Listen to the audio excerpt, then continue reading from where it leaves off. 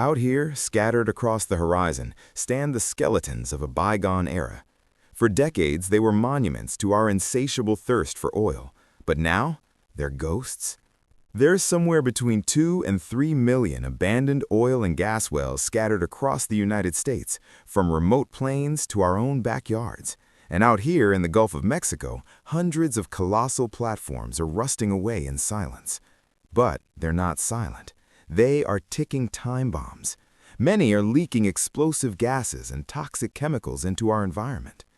I grew up seeing these steel giants on the horizon, and I've always wondered what secrets they keep. So today, we're going out to investigate the real story of America's abandoned oil and gas infrastructure. What we found, lurking just below the surface, is a story of terrifying risk and, surprisingly, of vibrant new life. Section 1. The Journey to Ground Zero. Our journey starts here, in the vast open waters of the Gulf of Mexico. Getting to one of these abandoned platforms isn't easy. They're remote, isolated, and often miles from shore. As we get closer, the scale of it is just immense. This isn't just a small well, it's a multi-story industrial complex left to rot in the middle of the ocean. You can see the decay everywhere. Rusted steel groans with every wave.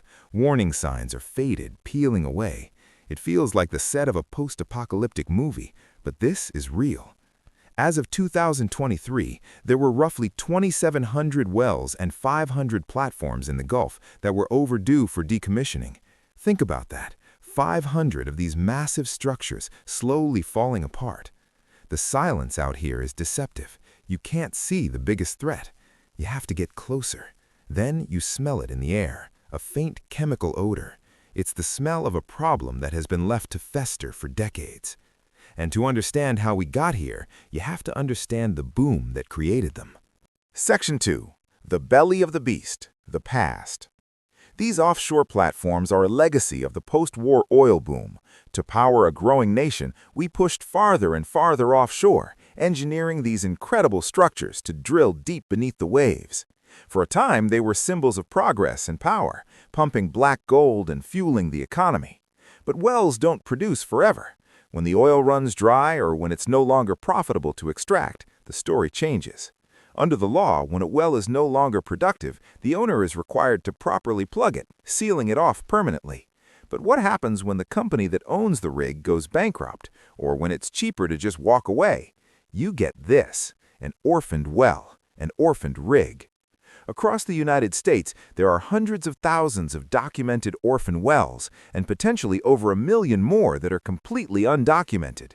Companies declare bankruptcy, sell off assets to smaller firms that can't afford the cleanup, or use legal loopholes to temporarily abandon operations and never return. The cost to properly decommission all of this is astronomical.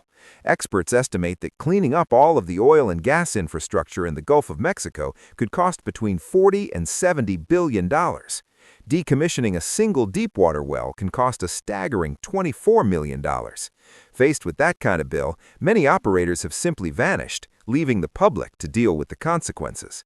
And those consequences are happening right now, silently, beneath our feet and in our water. Section 3. The biggest danger from these abandoned wells isn't the rust you can see, it's the gases you can't. Many of these wells, both on land and offshore, were never properly sealed. They are, in effect, open holes in the ground that can leak for decades. The primary culprit is methane. It's a greenhouse gas that's over 80 times more potent than carbon dioxide at trapping heat in its first 2 decades in the atmosphere. Methane from abandoned wells is one of the largest and most uncertain sources of greenhouse gas emissions in the country. But it's not just methane. These wells can release a cocktail of other toxic chemicals. Benzene, a known human carcinogen for which there is no safe level of exposure, can seep out and contaminate the air. Hydrogen sulfide, an extremely deadly gas, has also been detected. Onshore, these toxins can leach into groundwater, poisoning the drinking water of nearby communities. Astonishingly, an estimated 14 million Americans live within just 1 mile of a documented orphaned well. They report everything from frequent headaches and nausea to more severe respiratory and neurological problems. the federal government has started to take notice.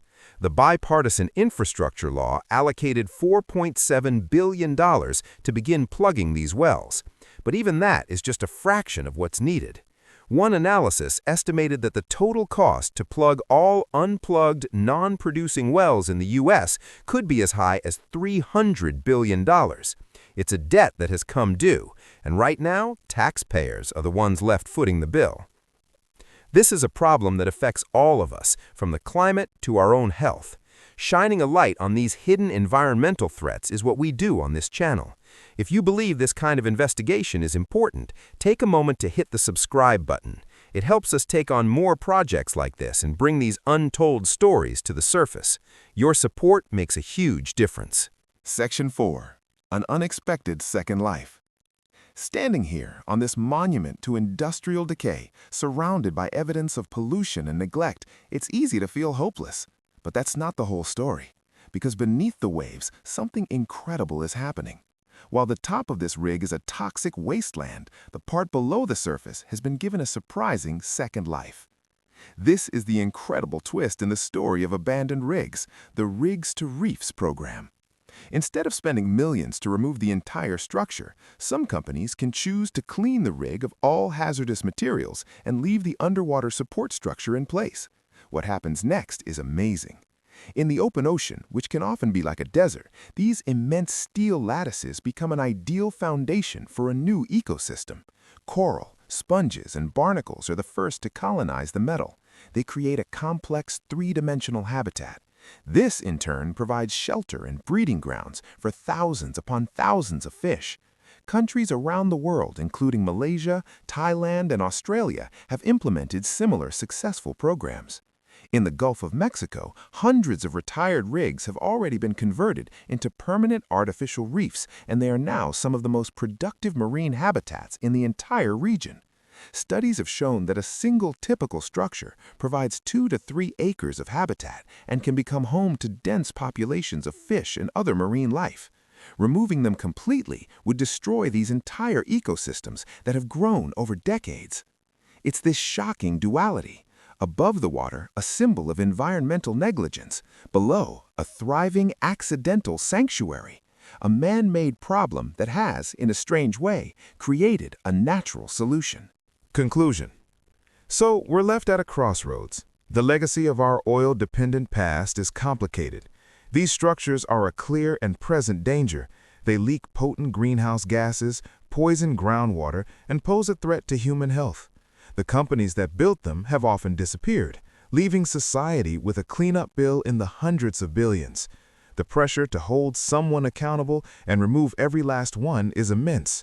And yet, there's the undeniable truth of what's happening below the surface. Here, in the shadow of this rusting giant, is a vibrant and complex ecosystem teeming with life where there was once very little.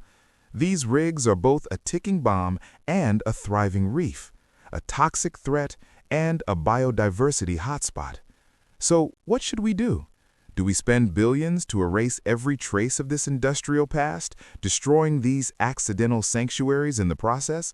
Or do we embrace the rigs to reefs model, accepting a trade-off where we leave these structures in place, hoping to manage the risks they still pose?